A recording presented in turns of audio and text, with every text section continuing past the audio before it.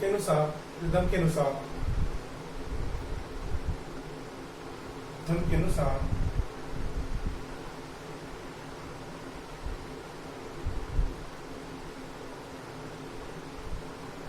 देखिए क्या क्या है धर्म के अनुसार। देखो, पाप क्रम से निवर्ती, पाप क्रम से निवर्ती धर्म क्या है? पाप क्रम से, पाप क्रम से निवर्ती यानी पाप नहीं करना। दया, दान, दया दान, पाप क्रम से निवर्ती दया दान, औरतों की सेवा करना,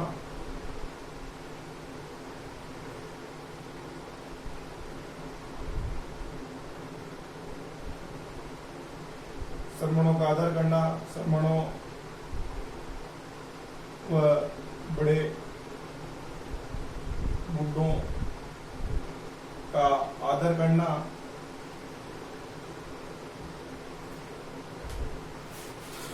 विश्व का कल्याण,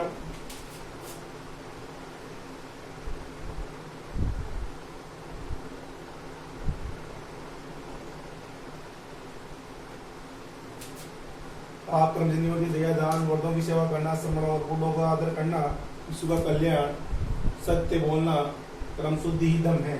सत्य बोलना, सत्य, अहिंसा, इन सब का पालन करना ही अहिंसा, इन सब का पालन करना ही धर्म है। पाप रहित होना,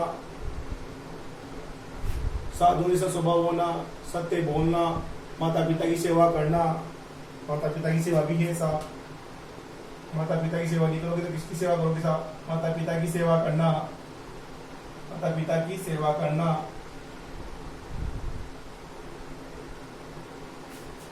तो ये सत्य बोलना, माता पिता की सेवा करना, दया करना, दान करना, जीवों के त्याग करना, अहिंसा में आ गया, ये सब धर्म के अंतर्गत आते हैं। यानी कि मनुष्य की नैतिक उन्नति के लिए हेतु जिन आदर्शों का पालन और प्रतिपादन किया है उसे धर्म कहा गया। कहते हैं यानी कि मनुष्य की जो नैतिक उन्नति है, जिन अशोक के द्वारा मनुष्य की नैतिक उन्नति के लिए जिन आदर्शों का प्रतिपादन किया है उसे ही धर्म कहते हैं। सीधी सी परिभाषा है। ब्राह्मणों और श्रमणों के प्रति उचित व्यवहार करना, दानशीलता होना अशोक के द्वारा प्रतिपादित धर्म की आवश्यक शर्त है। इनकी ब्राह्मणों और श्रमणों के प्रति उचित व्यवहार करना और दानशीलता होना अशोक के द्वारा प्रतिपादित धर्म की आवश्यक शर्तें हैं। अशोक का तीसरा विलेख, नेक्स्ट इसको मिटा देता हूं। अशोक का जो तीसरा विलेख है वो अल्पव्यय और अल्प संग्रह पर जोर देता है।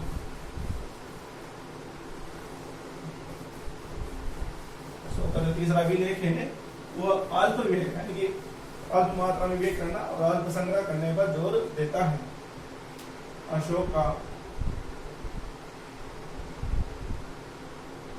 का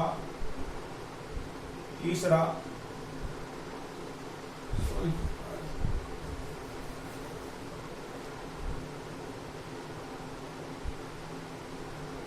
अशोक का तीसरा जो अभिलेख है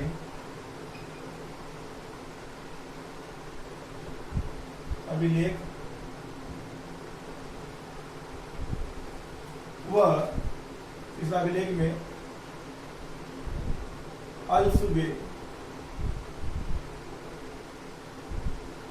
व अल्प संग्रह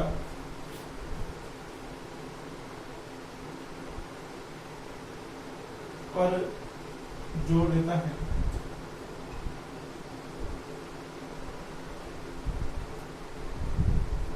जो अशोक का तीसरा अभिलेख है वो अल्प संग्रह पर विधान है। अशोक का जो प्रथम शिलालेख है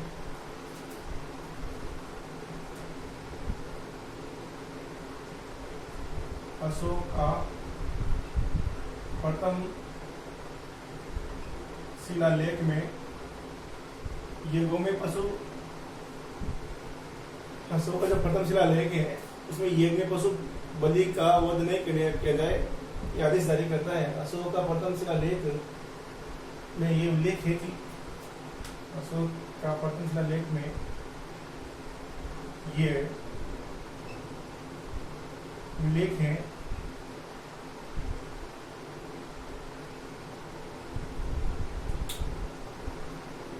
कि जो यज्ञ में पशु बलि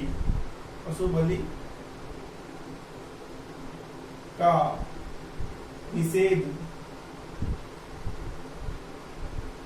की आदेश जारी करता है।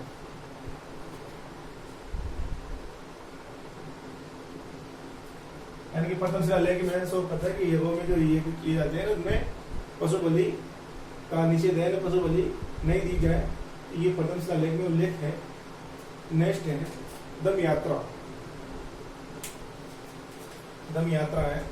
और देखिए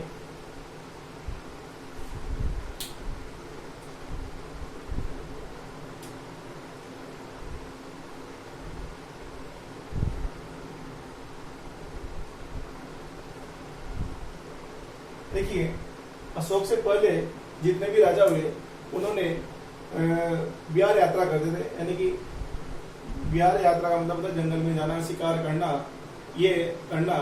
परंतु जब से अशोक ने बौद्ध धर्म स्वीकार किया उसके बाद में इन सब पर प्रतिबंध लगा दिया।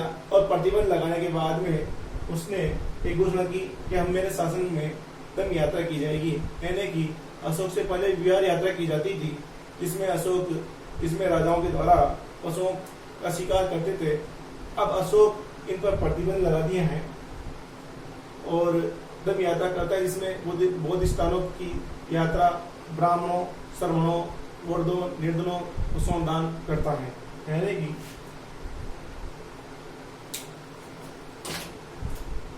इसमें बिहार यात्राओं पर प्रतिबंध होता है। बिहार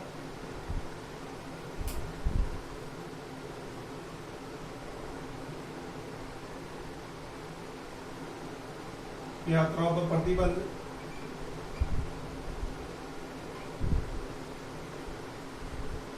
लगा दिया जाता है, लगा दिया गया।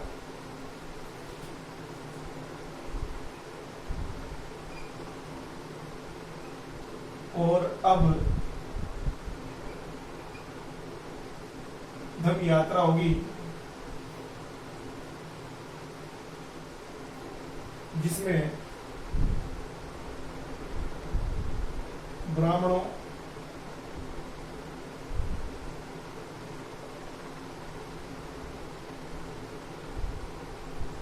श्रमणों,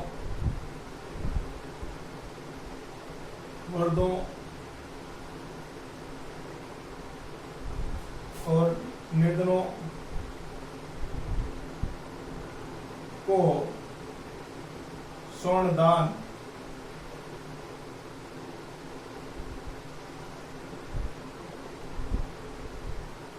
दिया जाएगा।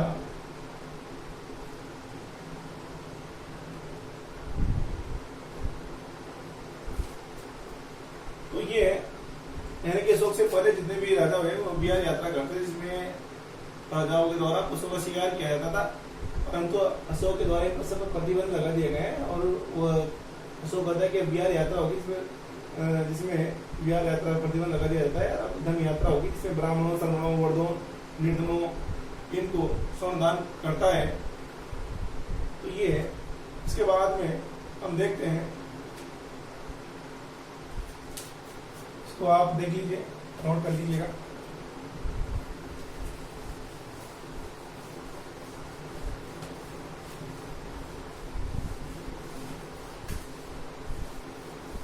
अशोक का एक राजस्थान में जो बाबरू अभिलेख है, बाबरू विराट जयपुर में है।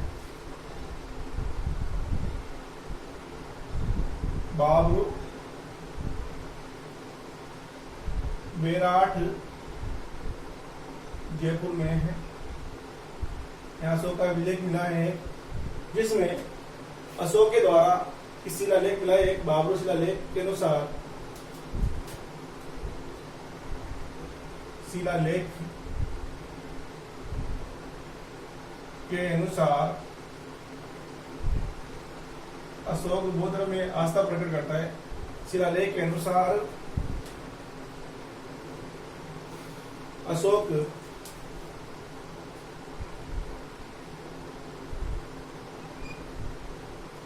द्वारा बौद्ध धर्म में आस्था व्यक्त की जाती है।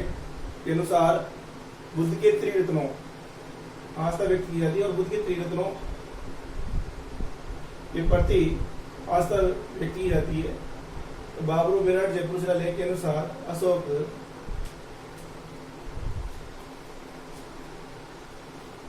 बुद्ध धर्म और संघ, बुद्ध धर्म और संघ, इनमें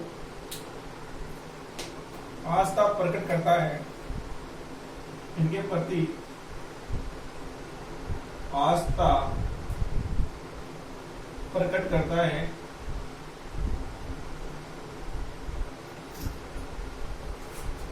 बुद्ध धर्म और संघ के प्रति अशोक आस्था प्रकट करता है।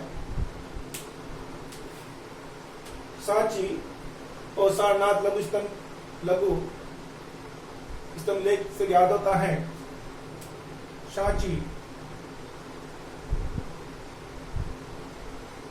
व सारनाथ लघु स्तंभ लेख से ज्ञात होता है।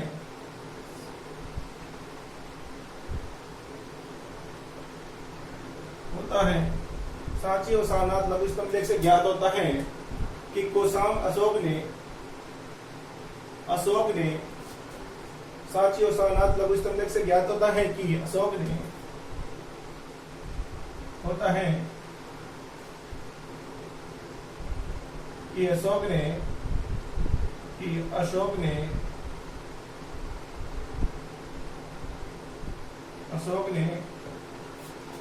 कौशाम्बी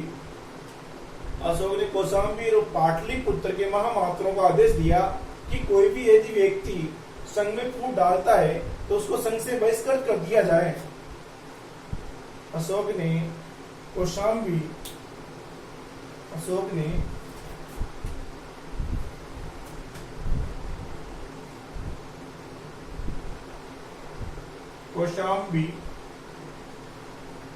और पाटलिपुत्र के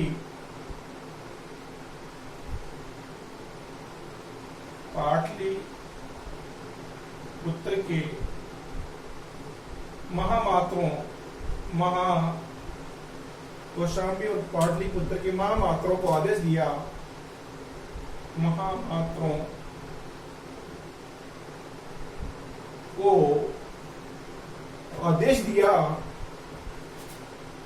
आदेश जारी किया यदि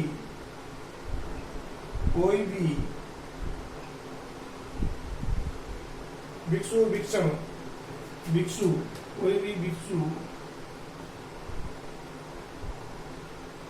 या भिक्षुणियों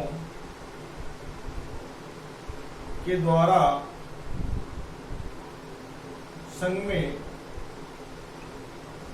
फूट डाली जाती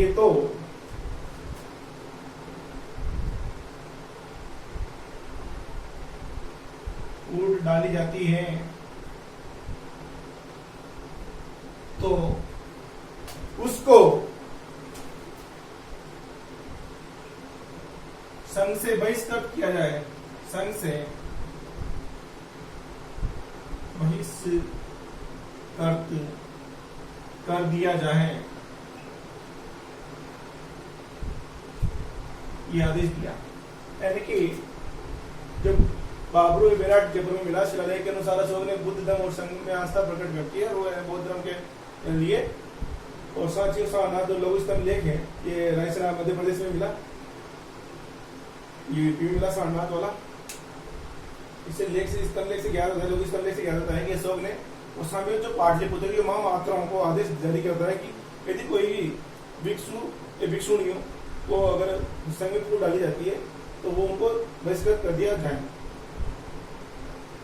अब नेक्स्ट है अनुसंधान, इसको आप स्क्रीनशॉट ले लीजिए।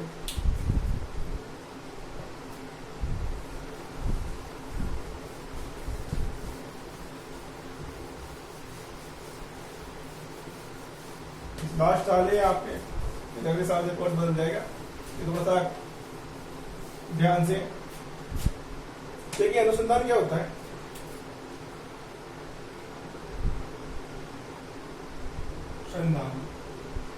अनुसंधान का मतलब होता है कि सम्राट अशोक ने अपने जो राज्य कर्मचारी थे उनको आदेश जारी करता है कि वो 5-5 साल में वह धर्म का प्रचार करने के लिए अपने राज्य में जाए। यानी कि अनुसंधान का मतलब राज्य अशोक द्वारा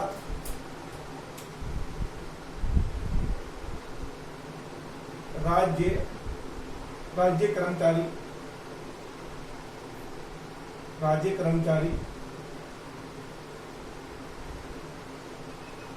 कर्मचारियों को आदेश देता है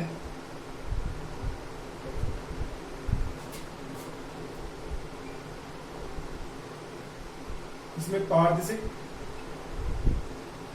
सिक्कों, युक्तकों और रज्जुकों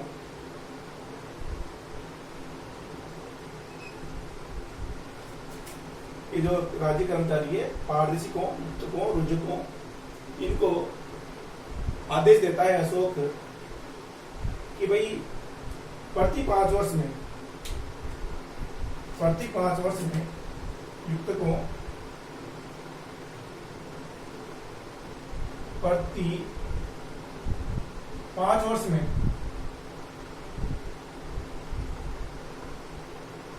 आप लोग धम्म प्रचार के लिए जाएंगे, धम्म प्रचार के लिए यात्रा करेंगे और इसे अनुसंधान कहते हैं।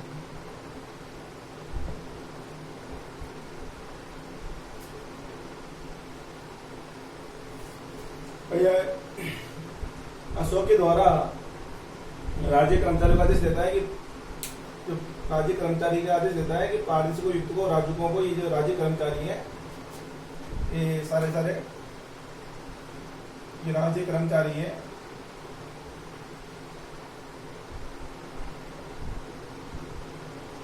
अशोक इनको आदेश देता है कि भाई पारदर्शिकों, युक्तकों, राजुकों आप प्रति 5 वर्ष में धर्म प्रचार के लिए यात्रा करेंगे और इसे अनुसंधान करते हैं। इसे क्या कहते हैं? इसको धर्म प्रचार के लिए भेजा है और इसे अनुसंधान करते हैं। तो ये पारदर्शिकों, युक्तकों और राजुकों, इनको ध्यान रखना आप। नेक्स्ट है अनुसंधान हो गया। धम्मामात्रा, अशोक अपने राज्याभिषेक के 14वें वर्ष में धम्मामात्राओं की नियुक्ति करता है। अशोक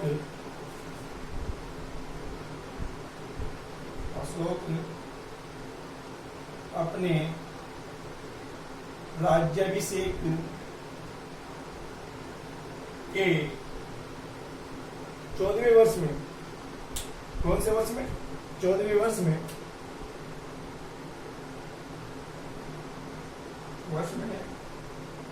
धम्म महामात्राओं की नियुक्ति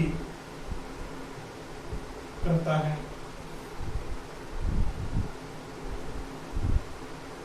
यानी कि अशोक अपने राज्याभिषेक के 14वें वर्ष में धम्म महामात्राओं की नियुक्ति की जाती है,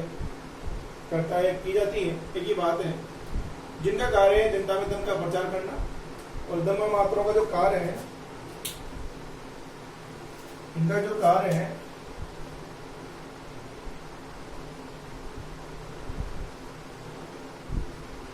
जनता में धर्म का प्रचार करना, नैतिकता का पाठ पढ़ाना, नैतिकता का पाठ पढ़ाना,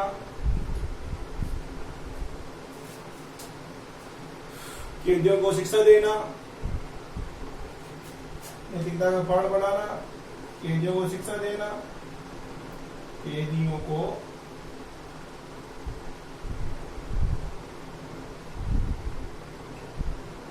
शिक्षा देना, और भी है बहुत सारे कल्याणकारी कार्य करना, लोगों की आर्थिक सहायता करना, ये सारे कार्य इनके ही हैं कि अशोक ने अपने राज्याभिषेक के 14 वर्ष में धम्म महात्माओं की नियुक्ति करता है, और ये धम्म महात्माओं के द्वारा कार्य किया जाता है। जनता में धम्म का प्रचार करना, नैतिकता का पाठ पढ़ाना, कैदियों की शिक्षा देना, इधर से जनता की भलाई के लिए वो उनको नैतिकता का पाठ पढ़ाया जाता है उनके द्वारा, और लोगों की जो आर्थिक सहायता, जो लोग गरीब है, कंगाल है, उनकी आर्थिक सहायता धम्म महात्माओं के द्वारा की जाती है। नेक्स्ट,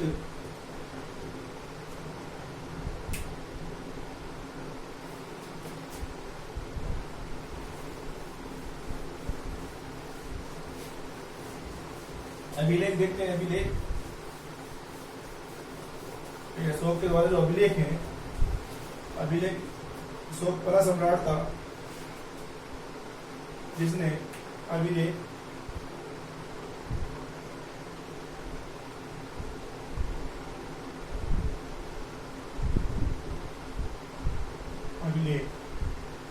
देखिए,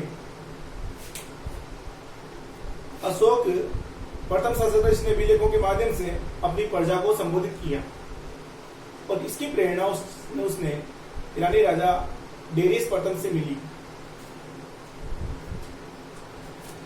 अशोक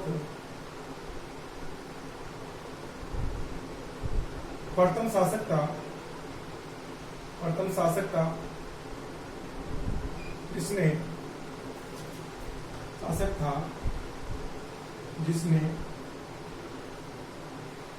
अभिलेखों के माध्यम से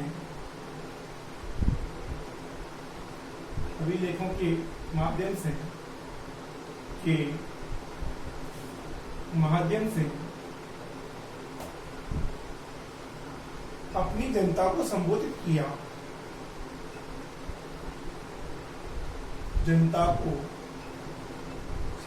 किया,